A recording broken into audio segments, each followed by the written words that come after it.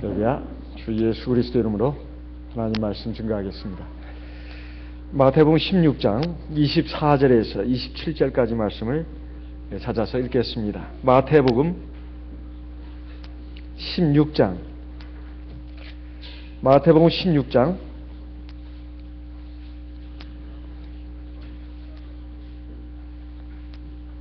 24절에서 27절까지 말씀을 읽겠습니다.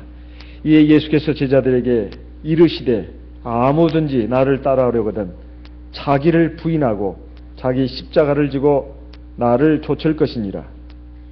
25절 누구든지 제 목숨을 구원코자 하면 잃을 것이요 누구든지 나를 위하여 제 목숨을 잃으면 찾으리라. 26절 사람이 만일 온 천하를 얻고도 제 목숨을 잃으면 무엇이 유익하리요?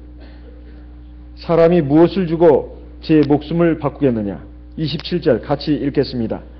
인자가 아버지의 영광으로 그 천사들과 함께 오리니 그때에 각 사람의 행한 대로 갚으리라.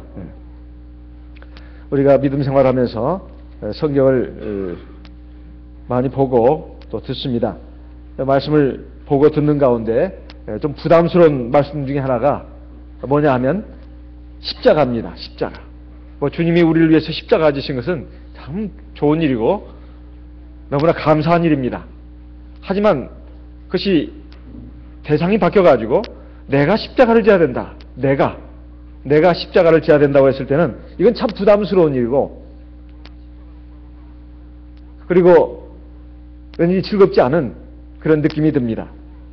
주님이 십자가를 졌고 주님이 나를 위해서 십자가에서 죽음당하신 것은 너무나 감사한 일이고 또 좋은 일이지만 그 주님의 십자가 말고 또 다른 십자가가 있어가지고 내가 그 십자가를 져야 된다고 했을 때 이것은 참 힘겹고 그리고 너무나 부담스러운 일이다 하는 것입니다. 그런데 오늘 주님의 말씀을 보면 차마 이 말씀만큼은 좀 깎아가지고 좀 듣고 싶은 생각이 좀 들 정도입니다. 왜냐하면 너무 부담스러운 말씀이에요. 제가 성경을 아무리 많이 봐도 이 부분에 오면 제 개인적으로 그렇습니다. 여러분 어떠신가 몰라도 저는 상당히 부담스럽습니다. 비록 주의 종의 길을 걷는다고 하면서도 이 말씀은 참 부담스러운 말씀이다 이 말이에요. 왜냐하면 너무 극단적이라는 느낌이 든다는 겁니다. 24절에 보면 아무든지 그랬습니다. 여기에 아무든지란 말은 누구라도 모든 사람이 이런 뜻입니다. 예수님을 따라오려고 하거든 자기를 부인해야 된다. 그리고 자기 십자가를 져야 된다. 그리고 예수님을 쫓아야 된다.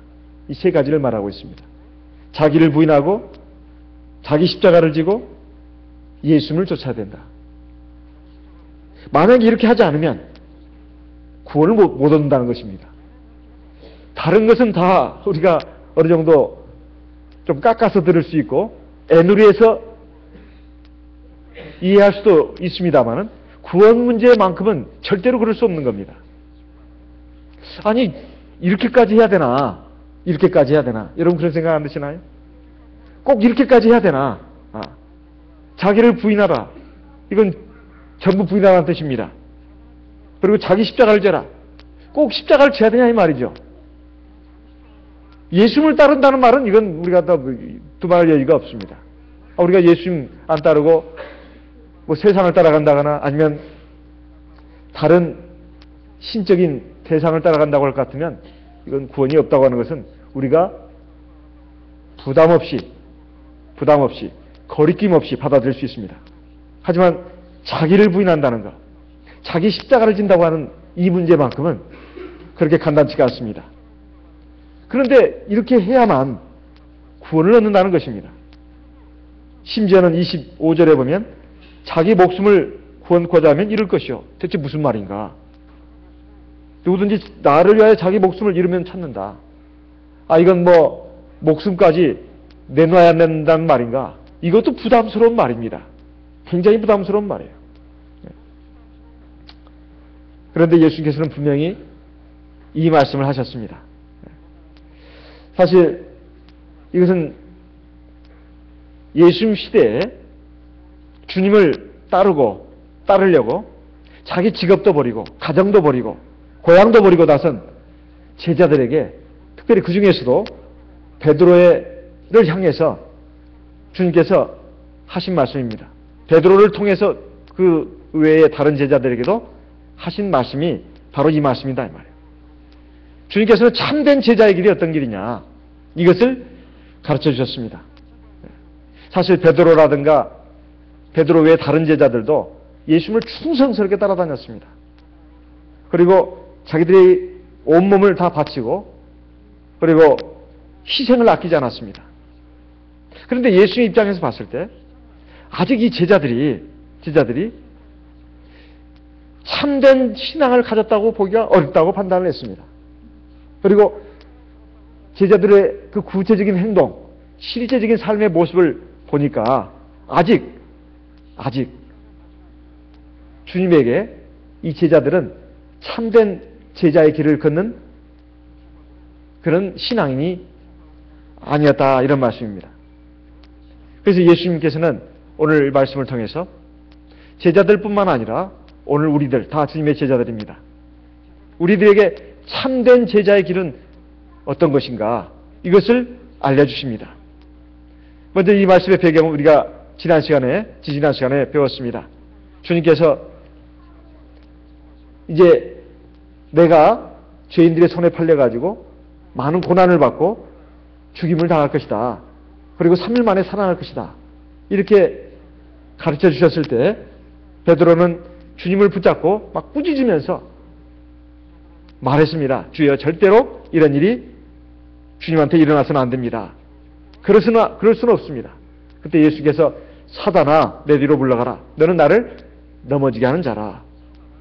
이 말씀과 연관된 말씀입니다. 이 말씀과 연관된 말씀이에요. 그것은 바로 베드로를 통해서 나온 말이긴 하지만은 다른 제자들도 같은 생각을 갖고 있었다 이 말이에요. 즉 예수님을 믿고 따르면 물론 나중에 죽어서 하나님 나라에 가지만 이 세상에서 일단은 평안해야 되고 그리고 안전해야 되고 그리고 먹고 사는데 걱정이 없어야 되고 그리고 많은 사람들로부터 인정과 칭찬을 받아야 되고 그리고 자기 자신도 생애의 어떤 보람, 성취감을 느낄 수 있어야 된다는 것입니다. 이것이 제자들이 가진 신앙의 사실상 중심을 차지하고 있었습니다. 왜냐하면 이 제자들이 주님이 이제 십자가에 달릴 것이 이제 얼마 있으면 십자가에 달릴 것이고 죽을 것이다. 이걸 알려줬음에도 불구하고 제자들은 길 가면서 서로 누가 크냐고 자기들끼리 막 싸우고 다퉜습니다. 이건 정신 나간 행동이죠. 우리들이 봤을 때는. 그런데 성경의 내용은 과거나 오늘이나 앞으로도 얼마든지 일어날 수 있고 일어나고 있고 일어날 수 있는 일입니다. 제자들 사이에 계속 갈등과 다툼이 있었다 이 말이에요. 그것도 주님의 죽으심을 앞두고서 주님이 뽑아내신 제자들마저도 이랬다 이 말입니다. 그리고 마지막으로 주님께서 십자가에서의 죽음을 얘기했을 때 베드로가 붙잡고 흔든 이유도 그거였습니다. 근데 이것은 주님이 정말 너희들이 신앙을 가진 목적을 분명히 해야 된다. 나를 따르는 목적을 분명히 해야 된다. 이걸 가르쳐 주신 겁니다. 그래서 주님께서는 우리의 구원을 위해서 사실 이 땅에 오신 거 아니겠습니까? 또 십자가에 달려 죽으신 것이 아니냐 이 말이죠. 그래서 우리가 정말 주님을 믿고 따르는 목적도 우리가 장차 하나님 나라에 들어가기 위해서입니다. 우리가 말로는 늘 이렇게 하면서도 실제 우리의 삶의 모습을 보게 되면 우리 신앙생활을 보게 되면 내가 정말로 하나님 나라에 들어가기 위해서 신앙생활을 지금 하고 있는가, 아니면 이 세상에서 평안하고 안전하고 사람들에게 인정받고 칭찬받고 그리고 내 어떤 생애의 어떤 보람을 느끼기 위해서 가정에서든 교회에서든 세상에서도 어떤 내 존재감을 누리면서 성취감을 누리기 위해서 사는 것인가. 이런 것에 대해서 한번 생각해 볼 필요가 있다는 겁니다. 주님께서는 정말로 구원받기를 원하는 것이 너희들의 신앙의 목적이라면, 너희들이 나를 믿고 따르는 것이, 주 예수를 믿고 따르는 그 목적이 영원한 생명을 얻는 데 있다면 어떻게 해야 될 것이냐? 자기를 부인해야 한다. 첫째, 자기를 부인해야 된다. 자기를 부인한다는 것은 옛사람을 죽는 걸 말합니다. 옛사람이 죽는 걸 말해요. 에베소서 4장 22절에서 24절 말씀을 보겠습니다. 에베소서 4장 22절에서 24절까지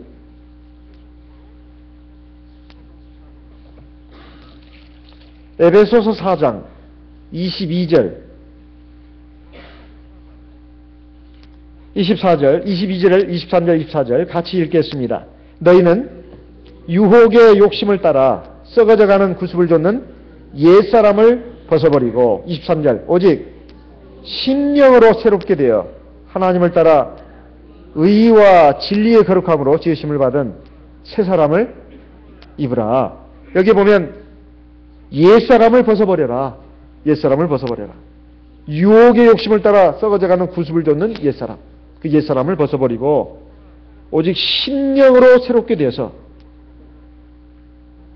새 사람이 되어야 된다. 새 사람이 되어야 된다. 하나님을 따라 의와 진리의 거룩함으로 지심받은 새 사람이 되어야 된다는 것을 말씀하고 있습니다. 옛사람이 죽고 옛사람을 벗어던지고 새 사람이 되어야 된다는 말인데, 이걸 다른 말로 말하면 하나님을 자기 삶의 주인으로 모시고 내 마음 그리고 내 삶의 주인으로 모시고 그분의 통치를 받는 삶, 이것을 바로 자기를 부인하는 것이다. 자기를 부인한다고 해서 자기에게 X표 치고 뭐 끝난다 이 말이 아닙니다. 자기를 부인한다는 것은 부인 말고 또 긍정이 들어있는데, 자기 옛사람을 제거하고 하나님이 내 마음에 내 삶의 왕이 되도록 하게 하는 것, 이것이 바로 자기를 부인하는 것이다 하는 것입니다. 이거 우리가 다 아는 말씀입니다. 그런데 이게 예수님의 제자들이 3년여 동안이나 예수님을 직접 따라다니면서 예수님과 함께 동고동락했습니다. 동고동락했어요. 그리고 주님으로부터 직접 하나님의 말씀을 듣고 배우고 또 하나님의 능력으로 나타나는 기적이사도 체험했습니다. 그런데 그들이 근본적으로 그들이 정말로 주님이 원하시는 그런 신앙의 수준에 도달하지 못했다는 겁니다. 아직도 도달하지 못했어요. 어떻게 자기를 부인할 수 있을 것인가? 자기를 부인해야 된다고 주님이 지금 말씀하고 있는 것은, 지금 제자들, 베드로뿐만 아니라 다른 제자들도 자기를 부인하지 않고서 주님을 따르고 있다는 것입니다. 분명히 주님은 따르고 있습니다. 하지만 자기를 부인한 것은 아니다 이 말이에요. 그러니까 제자들이 서로 누가 크냐고 다투고 싸우는 겁니다. 어떻게 자기를 부인할 수 있을까요? 인간의 힘으로 가능할까요? 사람은 근본적으로 죄성을 갖고 있습니다. 죄성을 갖고 있어요. 죄의 기질을 갖고 있다는 말이에요. 육체 정욕을 갖고 있습니다. 그러니까 자기 힘으로는 불가능한 일이에요. 그럼 뭘로? 첫째는 믿음으로. 믿음만 가지고 될까요? 하나님의 말씀이 있어야 합니다. 하나님 말씀, 믿음과 하나님 말씀만 가지고 될까요? 우리가 믿음 가지고 하나님 말씀 가지면 그걸로 늘 이겨낼 수 있을까요? 그 굉장히 중요한 부분입니다. 믿음도 하나님의 말씀도 꼭 있어야 할 부분이에요. 그런데 거기에 꼭 하나 추가가 되지 않으면 안 되는 것이 있는데, 그게 뭐냐? 바로 성령의 능력입니다. 성령의 능력이에요. 성령의 능력이 나와 함께 하시고 나를 주관하시고 나를 인도하시면 우리가 그것을 해나갈 수가 있습니다. 갈라디아서 5장 16절 말씀을 보겠습니다. 갈라디아서 5장 16절 같이 읽겠습니다. 갈라디아서 5장 16절 같이 읽겠습니다. 형제들아, 갈라디아서 5장 16절 내가 이르노니 너희는 성령을 쫓아 행하라. 그리하면 육체의 욕심을 이루지 아니하리라. 예. 여기 보면 성령을 좇아 행하라. 성령을 좇아 행하라. 성령이 하나님의 영입니다. 저와 여러분 하나님의 성령을 받았어요. 그러면 성령을 받은 사람은 육체의 욕심을 따라서 살지 않고 하나님의 말씀을 따라서 온전히 살 수 있을까요? 한번 생각해 보시기 바랍니다. 성령을 받기만 하면 내가 내 육체의 욕심을 따라서 살지 않고 하나님의 말씀을 따라서 살 수 있을까요?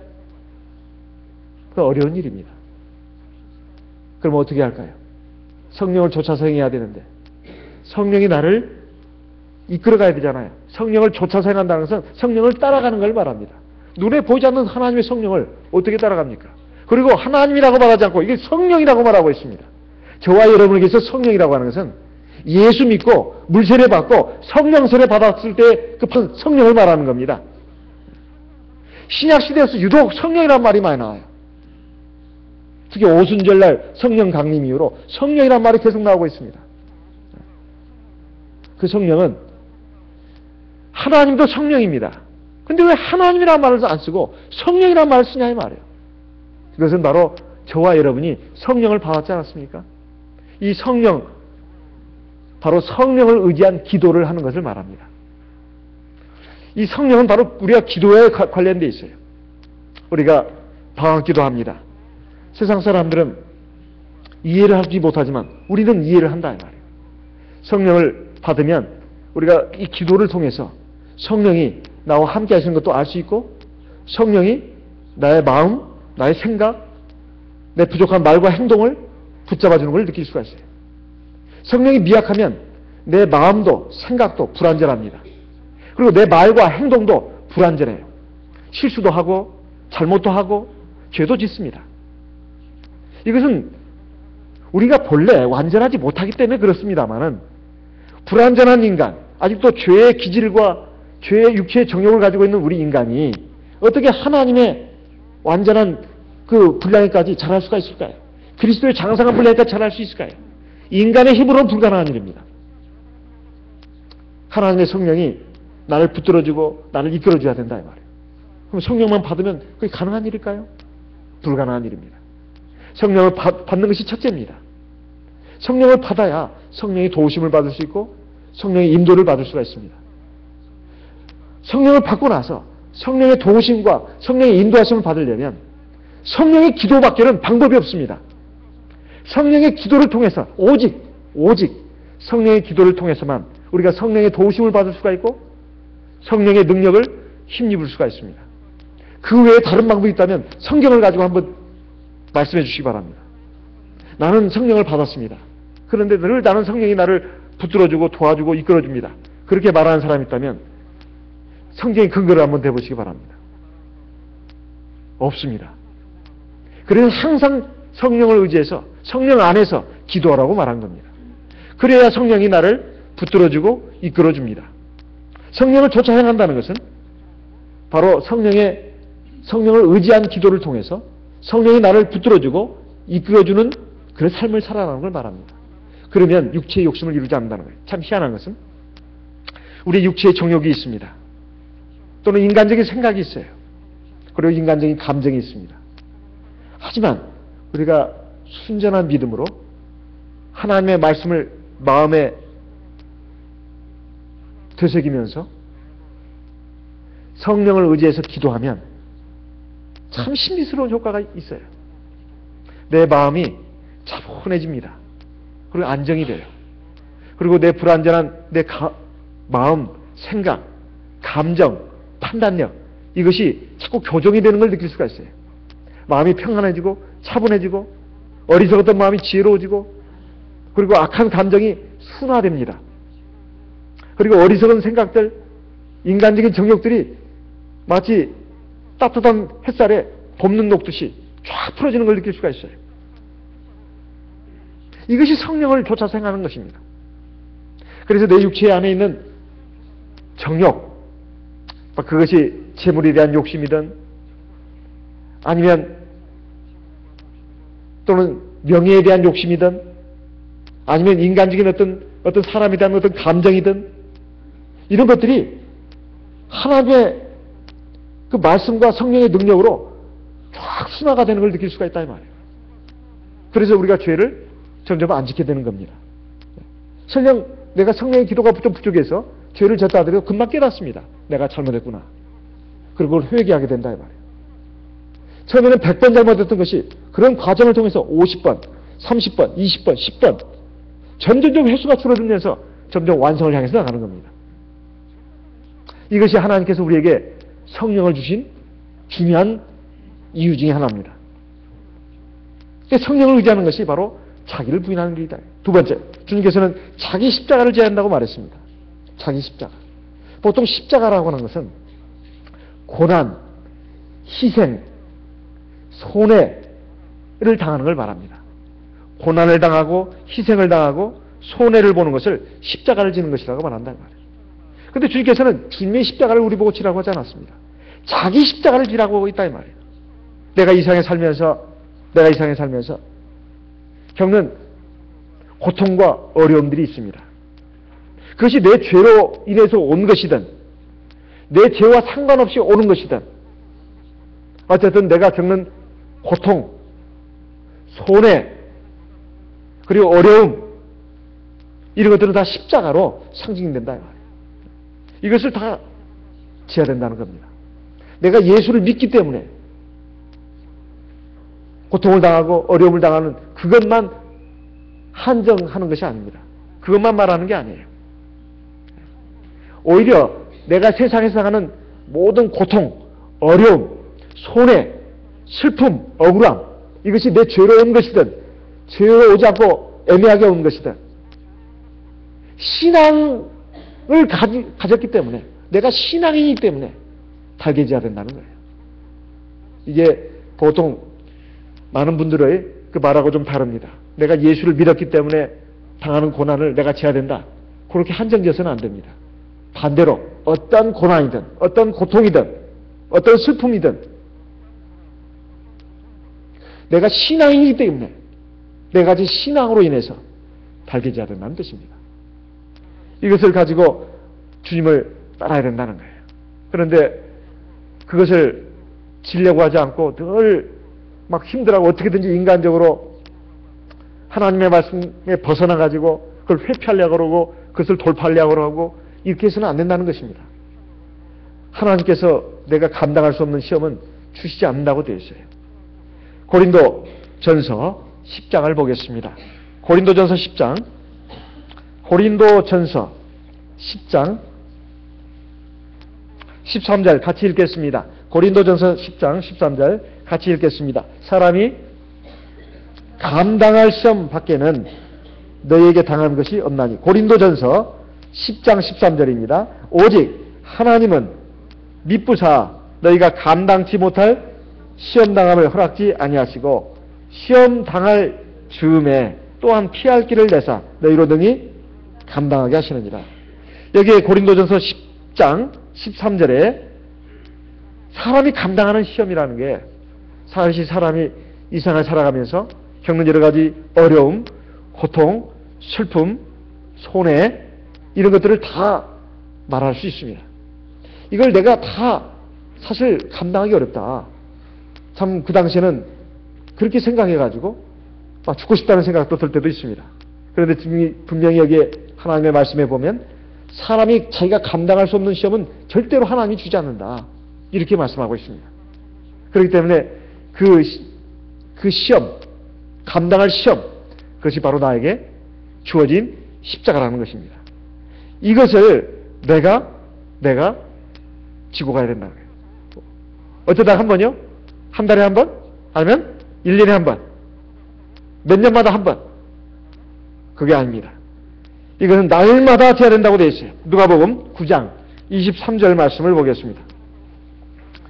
누가복음 9장 23절 같이 읽어보겠습니다. 누가복음 9장 23절 같이 읽겠습니다. 또 무리에게 이르시되 아무든지 나를 따라오려거든 자기를 부인하고 날마다 제 십자가를 지고 나를 좇을 것이니라. 여기 보니까 날마다라는 말이 있네요. 날마다. 날마다 자기 십자가를 지고 나를 쫓아간다. 그럼 자기 십자가를 지고 날마다 주님을 쫓는다는 것이 뭐 내가 늘 손해를 보고 고통을 당하고 어려움을 겪어야 된다는 말인가? 우리가 생각하면 그렇게 생각할 수도 있습니다. 그런데 지금 이 말씀이라고 하는 것은 매일 내가 십자가를 져야 된다는 것은 내가 바로 신앙을 가졌다는 것 때문에, 신앙을 가졌기 때문에 그 고통과 어려움을 하나님의 말씀 가운데서 하나님의 말씀으로 이겨나가는 것을 말합니다. 누가복음 9장 같은 구절입니다. 같은 그 단락에 있는 절 26절을 읽어보겠습니다. 누가복음 9장 26절 누가복음 9장 26절 누구든지 나와 내 말을 부끄러워하면 인자도 자기와 아버지와 거룩한 천사들의 영광을 올 때에 그 사람을 부끄러워하리라. 여기에 보면 누구든지 나와 내 말을 부끄러워하면, 이게 자기 십자가를 지는 것과 무슨 관련이 있는가? 무슨 관련이 있는가? 우리가 세상을 살면서 여기 보면 주님과 주님의 말을 부끄러워한다 이렇게 되어 있습니다. 왜 주님과 주님의 말을 부끄러워하는가? 이게 지금 십자가를 지는 것과 무슨 관련이 있는가? 사실 우리가 세상을 살아가면서 보면 다 자기 본의로 살아갑니다. 그리고 항상 자기 육체의 안전, 평안, 육체의 생명, 그리고 육체의 행복, 나와 내 가족의 평안과 안전과 행복을 위해서 살아가는데, 세상 사람들은 살아가는 방식이 우리와 같지가 않습니다. 하나님의 말씀, 신앙 때문에 기도해서 하나님께 기도해가지고 하나님 믿는 마음으로 내가 세상 사람들이 이렇게 악하게 하고 또 거짓으로 하고 편법을 써서 나에게 이렇게 오는 이런 사람들하고, 나는 그냥 순진하게 하나님을 믿고 하나님 말씀을 의지해가지고 이렇게 순진하게 됐다가는 그냥 내가 손해보고 내가 억울한 일 당하고 내가 뒤처지고 내가 결국은 저 사람보다 결국은 더 못한 위치로 떨어지지 않을까, 이런 그 생각을 하다 보면 우리 주님에 대해서, 하나님에 대해서, 그리고 하나님의 말씀에 대해서 이걸 믿고 꼭 가야 되나? 이거 그렇게 중요한 게 아니야. 그냥 그 신앙생활은 교회에서 그냥 예배 드릴 때나 이루어지는 거지. 실제적인 삶에서는, 우리 현실 생활에서는 하나님 믿는 신앙으로 사는 것이 그렇게 그 내세워서 되는 게 아니야. 그리고 하나님 말씀으로 믿고 의지하고 간다고? 그건 참 순진한 생각이야, 그건. 그래서 하나님을 믿는 신앙, 그리고 하나님의 말씀대로 산다는 거하고 우리의 세상에서 현실적인 삶하고를 분리시킨다 이 말이에요. 분리시켜요. 그러니 이게 십자가를 지는 생활이 아니죠. 누가 나한테 나쁜 소리 하면 같이 한번 쏴줘야 합니다. 왜냐하면 그대로 들으면 내가 바보가 되거든요. 나를 계속 무시할 거니까. 누가 오른밤 치면 나도 가서 왼밤 때려치다 합니다. 누가 나를 또 이렇게 속이려고 하면 나도 적당히 봐서 그 사람을 속여야 합니다. 이것은 세상 사람이 살아가는 방식입니다. 교회에서도, 가정에서도, 세상에서도 우리가 주님을 믿는 이것을 갖다가 내가 중심으로 하지 않고 부끄러워한다면, 그리고 주님의 말씀, 하나님의 말씀을 이걸 내 마음에 중심에 두고 내 삶의 중심에 두고 살아가는 것이 왠지 꺼려진다 이 말이에요. 이거 부끄러워하는 겁니다. 이게 부끄러워하는 거예요. 이랬다가는 내 믿지 않는 가족들로부터, 또는 심지어 교회에서조차도, 그리고 밖에 세상에서는 말할 것도 없고, 이렇게 하나님을 믿는 신앙으로, 그리고 하나님의 말씀을 의지해가지고 나가는 이 자체가 마치 무력하다 이거예요. 무력. 아무 힘이 없어. 이렇게 생각하고 믿음으로 하지 않고 또 하나님의 말씀을 의지하지도 않고 살아가는 이것이 바로 주 예수님을 부끄러워하는 것이고 하나님의 말씀을 부끄러워하는 것입니다. 그러면 그 사람의 사는, 그 신앙인이 사는 삶의 모습은 어떤 것일까요? 바로 자기 생각대로 사는 것이고 세상 사람들이 살아가는 방식대로 살아가는 것이다 이 말이에요. 그저 경건의 모양은 있는데 경건의 능력이 없어요. 그러면 그것이 결국 하루하루가 쌓여가지고 그 사람의 삶의 내용이 됩니다. 그러면 예수님께서 이제 하나님 아버지의 영광으로 천사들과 함께 올 때 과연 그 사람에게 상이 주어질 것이냐 말이에요. 정말 하나님 나라에 그 사람이 들어갈 수 있을까요? 그게 안 된다는 겁니다. 주님의 말씀은 들어가기는 하겠지만은 상은 없다. 이렇게 말씀하고 있지 않습니다. 아무든지 나를 따르려거든 자기를 부인하고 자기 십자가를 지고 날마다 자기 십자가를 지고 나를 쫓아야 된다. 세 번째는 예수를 쫓는 겁니다. 첫째는 자기를 부인하는 것, 두 번째는 자기 십자가를 날마다 지는 것, 세 번째는 예수를 쫓는 것. 예수를 쫓는 게 뭘까요? 예수를 따라가는 겁니다. 예수를 따라간다는 것은 주 예수 앞에 순종하는 삶의 모습을 말합니다. 하나님의 말씀에 순종하는 길을 말하는 겁니다. 하나님의 말씀에 순종하는 것을 말하는 거예요. 요한일서 2장 6절 말씀을 보겠습니다. 요한일서 2장 6절. 요한일서 2장 6절. 같이 소리내서 읽어보겠습니다. 요한일서 2장 6절. 요한일서 2장 6절. 같이 읽겠습니다. 저 안에 거한다 하는 이는 그의 행하시는 대로 자기도 행할지니라. 내가 하나님 안에 주 예수 안에 살고 있다. 이렇게 말하는 사람은 반드시 주님의 행하시는 대로 자기도 행해야 된다. 주님을 따른다는 것은 내가 주님을 그저 믿습니다. 이것이 아니라 주님이 행하신 대로 주님의 말씀대로 하나님의 말씀대로 순종해서 사는 것을 말합니다. 그래서 마태복음 7장 20절에도 보면 그 유명한 말씀이 있지 않습니까? 우리가 이것을 일반 교회 잘못된 신앙을 갖고 살아가는 세상의 일반 교회 신도들을 향해서만 이 말씀을 자꾸 말하는 경향이 있는데 절대 그러지 않습니다. 마태복음 7장 21절 말씀도 우리 같이 읽어보겠습니다. 마태복음 7장 21절. 마태복음 7장 21절 같이 읽어보겠습니다. 마태복음 7장 21절 같이 읽어보겠습니다. 나더러 주여 주여 하는 자마다 천국에 다 들어갈 것이 아니요 다만 하늘에 계신 내 아버지의 뜻대로 행하는 자라야 들어가리라. 자, 이 산상수훈 예수님의 산상수훈 가운데서 맨 마지막에 나오는 이제 말씀이 되겠습니다. 우리가 하나님의 말씀을 아무리 많이 듣고 배워도 그 말씀을 듣기만 하고 순종하지 않는다면 절대로 하나님 나라에 못 들어간다. 아무리 하나님 앞에서 훌륭한 일을 많이 했다 하더라도 하나님 나라에 들어가지 못한다고 그 뒤에 나오는 말씀은 그렇게 이어지고 있습니다. 그래서 이 하나님의 말씀에 순종하는 것, 이것이 바로 우리 주 예수를 좇는 것이다. 그런데 이렇게 자기를 부인하고 자기 십자가를 지고 예수를 따르라는 이 예수님의 말씀의 목적이 뭔가? 그것은 바로 우리를 너무 힘들게 하고 우리에게 고통스러운 삶으로 인도하기 위해서 그렇게 하시는 것이 아닙니다. 우리에게 참 복을 주시기 위해서다 하는 겁니다. 그 참복이 뭡니까?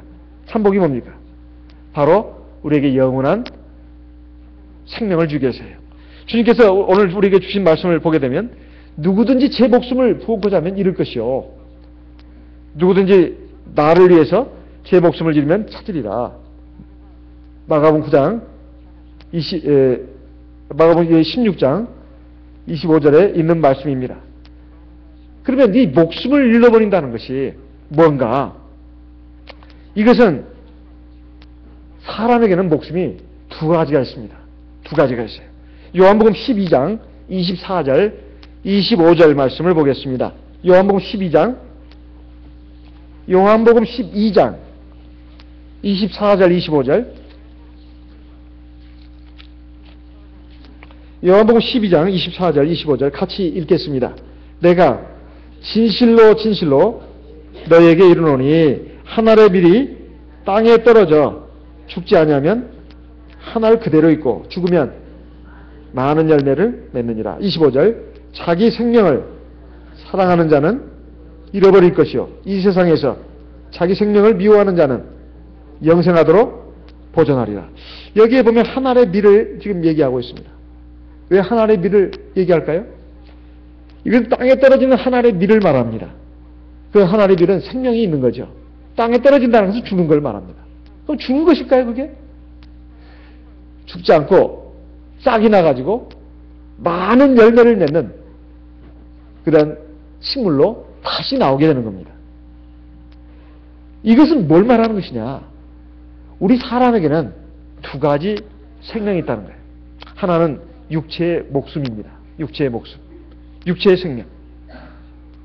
이것은 우리 부모를 통해서 이 세상에 나올 때 가지고 나온 우리 육체의 목숨을 말합니다. 이것은 결국 언젠가는 죽는다 이 말이에요. 그리고 또 하나의 목숨이 있다 이 말이에요. 또 하나의 생명. 이것은 하나님이 주시는 겁니다. 우리가 부모로부터 이 세상에 나올 때, 부모를 통해서 이 세상에 나올 때 가지고 온 육체의 목숨이 아니라 이제 하나님이 주시는 생명. 사실 육체의 목숨도 하나님이 주신 것이지만은 이제 하나님이 주시는 그 영원한 생명. 이것이 또 하나 있다 이 말이에요. 바로 이것은 우리 주 예수님 안에 감춰진 생명입니다. 감춰진 생명이에요. 바로 이 목숨을, 이 영원한 목숨을 우리가 추구해야 된다는 것입니다. 육체의 목숨은 불과 얼마 있으면 다 끝나는 겁니다. 이 육체적인 생명이라고 하는 것은 세상적인 생명을 위해 살고 또 그걸 아끼고 그것만을 추구합니다. 그래서 세상 사람들을 가만히 보게 되면 영원하지 않는 생명, 육체의 생명을 위해서 거의 모든 시간과 돈 그리고 정열을 투자합니다. 한 평이라도 땅을 더 얻기 위해서, 더 좋은 집을 사기 위해서, 또 새끼 먹는 양식을 위해서, 더 나아가서는 사람들로부터 인정과 칭찬과 존경을 받기 위해서 산다 이 말이에요. 좀 더 편안하게, 좀 더 안전하게, 좀 더 부유하기를 살기를 바라는 것이 세상 사람들의 삶의 목표입니다. 그리고 더 나아가서는 권력과 쾌락을 위해서는 무슨 대가라도 다 치를 생각을 한다 이 말이에요. 이것이 바로 육체적인 삶입니다. 근데 이것은 영원히 계속되는 건 아니지 않습니까? 반대로 영원한 가치, 영원한 생명을 위해서 사는 사람이 있다 이 말이에요. 이런 사람은 비록 남들처럼 큰 부자는 아니어도 그리고 세상을 살면서 여러 가지 어려움도 겪고 또 괴로운 일을 겪어도 근본적으로 그 사람이 갖고 있는 그 행복을 잃어버리지 않습니다. 뭐 세상적으로 그렇게 잘나지 않았어도 그리고 세상적으로 높은 지위와 명예는 없어도 장래에 자기에게 주어질 영원한 생명 이것을 바라보면서 세상의 모든 것들을 이기면서 살아간다 이 말이에요. 사실 우리의 목숨을 보더라도 그렇습니다. 저는 여러분도 거의 다 뭐 갖고 계시겠지만은 지금 요즘 초등학생들도 갖고 있지 않습니까? 휴대폰, 핸드폰 그거하고 저희 사람의 목숨을 하고 한번 비교해 봤습니다. 휴대폰도 요즘 뭐래요? 그래도 배터리를 충전시키면 하루는 씁니다. 하루는 사용한다 이 말이에요. 휴대폰. 근데 사람은 말이죠. 하루에 3끼를 먹어야 합니다. 물론 2끼 먹는 분도 있지만은 그 한 끼 안 먹으면은 힘이 없어가지고 죽을 것 같아요. 2끼 안 먹으면 큰일 날 것 같습니다. 그래서 하루 3끼를 그래서 어떻게든지 챙겨 먹으려고 합니다. 그러면 하루 3끼를 가만히 생각해 보니까 낮에 아침 밥을 먹습니다. 그리고 몇 시간 후에 또 점심 밥을 먹습니다. 그리고 몇 시간 후에 저녁밥을 먹습니다. 그 시간 간격이 불과 서너 시간이에요. 서너 시간이면 너댓 시간입니다. 굉장히 짧지 않습니까? 휴대폰 배터리는 보통 하루 충전하면 하루를 씁니다. 그리고 좀 요즘 성능이 좋은 배터리는 이틀도 씁니다. 저희들의 목숨이라고 하는 것이, 사람의, 인간의 목숨이라고 하는 것이 휴대폰만도 못하구나. 저는 이런 생각을 하게 됐습니다. 휴대폰만도 못해요. 나이가 점점 들어가면 밥맛도 없어지고 소화도 못 시키고 이제 밥 먹는 것이 큰일입니다. 이제 나이가 들어서 온몸이 이제 약해지고 또 이제 병원에 입원하게 되면 제일 먼저 묻는 것이 식사는 잘하는가? 뭐 숨 잘 쉬는가도 묻습니다만 밥을 제대로 먹는가? 이걸 묻는 거예요. 밥을 못 먹다 보면 벌써 이제 얼마 안 남았다 이렇게 생각하는 겁니다. 사람이 이 세상을 떠날 때쯤 되면 곡기를 끊습니다. 그렇잖아요? 예, 미음도 넘기가 힘들죠. 식도도 이제 좁아드니까 소화를 못 합니다. 그러니까 이제 죽도 못 먹습니다. 죽도 먹지 않고 나중에 물만 마십니다. 그러다가 세상을 뜨는 거죠. 아주 순탄하게 세상을 뜨는 그런 노인분들 예를 들면 그렇습니다. 그래서 밥을 하루에 그래도 건강한 사람이라면 3끼는 먹어야 된다. 최소한 2끼는 먹어야 된다. 그 2끼도 휴대폰보다도 못해요. 휴대폰보다도. 이것이 우리 사람의 목숨입니다. 그러다가 이제 우리 사람이라는 이 몸뚱아리가 7, 80년, 8, 90년 되면 거의 100년도 못 삽니다. 100년은 아주 순식간에 지나가는 그 짧은 세월입니다. 그런데 그 짧은 세월도 하루에 3끼를 먹지 않으면, 한 끼라도 굶으면 몸에 힘이 없어가지고 일을 못해요. 허기가져서 힘이 없습니다. 그리고 막 속이 아파요. 꼭 죽을 것만 같아요. 이렇게 불안정하고 연약한 인생이란 말이에요. 그래서 영원히 사는 것도 아닙니다. 불과 100년도 못 사는 우리의 인생이다 이 말이에요. 그리고 나중에 그것도 순탄하게 살았을 때 100년입니다. 언제 어떻게 죽을지 아무도 상담 못하는 거예요. 설령 40, 40대 요절을 하든 아니면 순탄하게 살아서 한 100세까지 살든 사실은 나중에 보면 결과는 똑같습니다. 영원이라는 시간의 흐름 속에서 우리 인생이라는 시간은 너무나 짧은 시간이다 이 말이에요. 너무나 짧은 시간이에요. 우리가 그런 인생을 추구하지 않고 영원한 생명을 추구하기 위해서 또 그 영원한 생명을 주시는 하나님을 믿고 의지하면서 우리가 이 길을 가는 거 아니겠습니까? 그래서 여기 25절에 보면, 요한복음 12장 25절에 보면 자기 생명을 사랑하는 자는 잃어버릴 것. 여기 자기 생명이라는 것이 어떤 생명이냐? 육체의 생명을 말하는 겁니다. 육체의 생명을 사랑하는 사람은 맨날 이 세상에 돈 버는 거, 그리고 어디 시험에 봐서 합격하고 좋은 직장 얻는 거, 세상적으로 성공하고 세상적으로 편안하고 안정되게 사는 거, 이것만을 추구한다 이 말이에요. 이것이 바로 육체의 생명을 사랑하는 사람을 말하는 겁니다. 이런 사람은 결국은 영원한 생명을 얻지 못한다는 뜻입니다. 이 육체의 생명을 사랑하는 사람은 영원한 생명을 절대 얻지 못한다는 말이에요.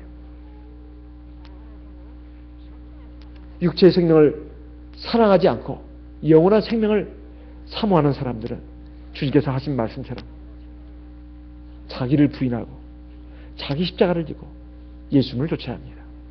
이것이 저와 여러분들이 되어야 할 하나님의 말씀입니다. 그렇다면 우리가 세상을 살아가면서 우리 육체의 어떤 삶에 대해서 그렇게 안달하거나 집착하지 않는다 이 말이에요.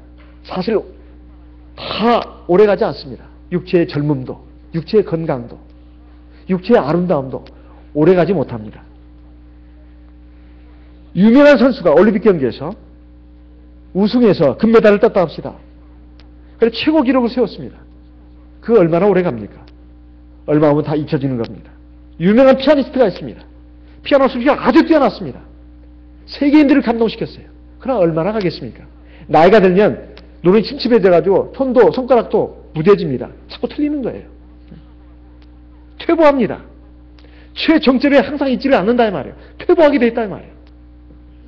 그 오래 못 갑니다. 이렇게 우리 육체의 겉사람이라고 하는 것은 영원하지 않는 것이다 하는 겁니다. 그래서 한때 어떤 인기라든가 한때 영광, 그리고 세상에서 우리가 얻을 수 있는 재물, 명예 이런 것들은 일시적인 것이다. 이것을 우리가 항상 기억을 해야 되겠습니다. 이걸 기억해야 되겠어요. 그렇게 기억하는 사람은 항상 중요한 걸 생각합니다. 내가 지금 제대로 살고 있는가? 내가 지금 제대로 살고 있는가? 내가 정말 영원한 생명을 향해서 가고 있는가? 그리고 내가 영원한 그 생명의 나라에 들어갈 자격을, 준비를 갖추고 있는가? 이것에 관심을 가진다 이 말이에요. 내가 예수 믿고 물과 성령으로 거듭난 것으로 그거 다 된 것이 아닙니다. 이제 내가 하나님 나라에 들어갈 인격도 완성이 돼야 되고, 그리고 우리의 삶의 모습도, 내용도 하나님이 기뻐하시는 삶의 모습과 내용이어야 합니다. 이러한 것에 목표를 두고 살아간다면 우리가 세상을 살면서 금방 지나가는 것들, 그게 재물이 됐든 육체의 향락이 됐든 평안이 됐든 그것에다가 집착하고 거기에다가 몰두하고 그러지 않는다 이 말이에요. 우리가 하나님의 나라와 연관져 가지고 이 한 번밖에 없는 인생을 살게 되어 있습니다. 그러한 삶을 살려고 우리 주님께서 우리를 위해서 십자가에서 죽으신 것이고 우리를 당신의 제자로 백성으로 삼아주셨습니다. 오늘 이 말씀을 우리가 마음에 간직하면서 내가 세상을 살아가는 그 삶의 어떤 그 가치관, 신앙관을 내 안에 확실하게 두자. 이것을 중심으로 해서 내 인생을 날마다 이것을 중심으로 해서 살아가자. 이렇게 마음에 다짐을 하면서 우리 주의 성령의 도우심을 구해야 되겠습니다. 우리 다 같이 기도하겠습니다. 하나님께서 우리 부족한 저희들의 마음과 생각, 믿음을 붙들어 주셔서 하나님의 말씀을 따라 사는 저희들이 될 수 있도록 성령의 충만함을 주시옵소서. 우리 다 같이 기도하겠습니다. 다 같이 기도하겠습니다.